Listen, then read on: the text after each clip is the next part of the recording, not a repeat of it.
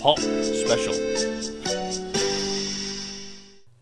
During the summer, a party of scouts set up tents in a field beside the line.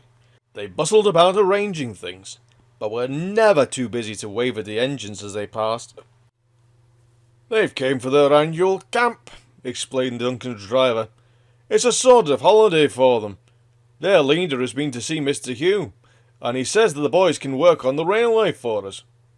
"Sounds like a funny sort of holiday to me," said Duncan doubtfully. "Lots of people do it," continued the driver.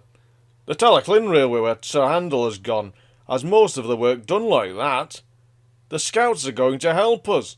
You know that place near the top station where the ditches are bad and we have to be careful when it's wet? Well, the scouts are going to put that right for us." The engines were pleased, because they didn't like having to slow down there in wet or frosty weather. It was anything but frosty at present. Each day the sun shone and it became hotter and hotter. Too hot even for holiday makers to lie on the beach. Every train was full. The scouts were hot too. They rested thankfully as the trains passed, but their cheerful ways became wearier and wearier as the week wore on. On the final day of their camp, Duncan toiled uphill with the last train. He was looking forward to a rest under the trees at the top station. As Duncan neared the place where the scouts were working, he whistled to warn them he was coming. Then he saw a figure crossing the line in front of the train.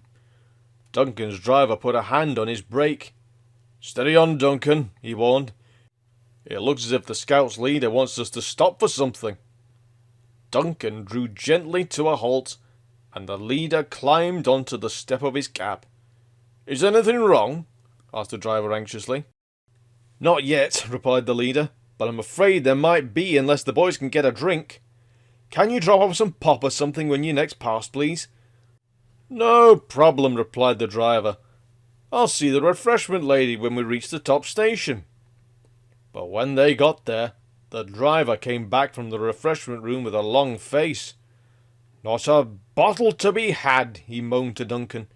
"Everyone's as thirsty as those boys. So now what?" Duncan didn't know.